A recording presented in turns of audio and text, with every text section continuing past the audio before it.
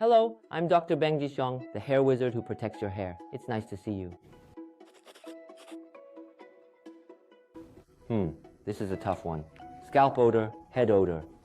But yes, it happens. There is an odor, because I notice it every day. You see, I do consultations and check on my patients' progress. Sometimes I check after they've shampooed their hair. Other times I check when they haven't shampooed and there's a body odor present. The reason this happens is that the scalp sweats and also secretes sebum. And as you know, no matter how meticulously we cleanse it, bacteria and other things still exist on the scalp.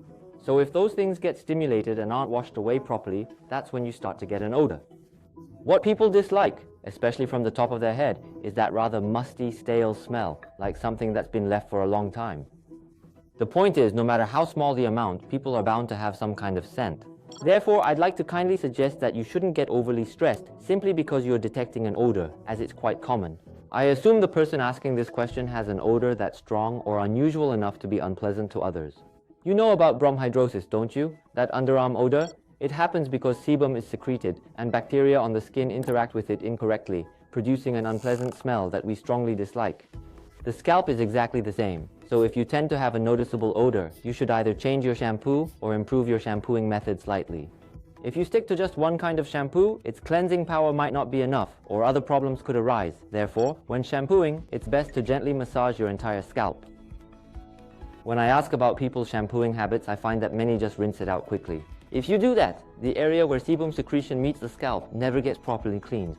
Naturally, there's always going to be some accumulated material there, like sweat and sebum, and then bacteria can go to work on that, causing it to produce an odor.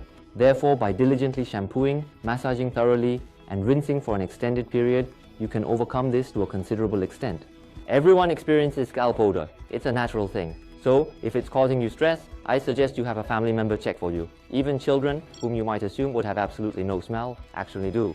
Both your mother and father have this odor, so it's not something only you experience. Don't think, oh, I smell so bad and strange. That's not exactly it.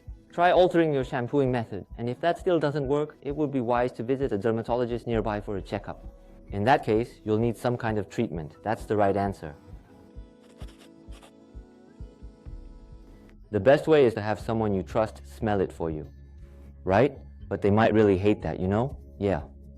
The self-assessment method I recommend involves showering, then waiting about an hour. People often say that the cleanest part of your body, where you are least likely to detect any odor, is typically this inner arm area. So, it seems there are cases where people rub this inner part, like this, and then smell it to check for odor.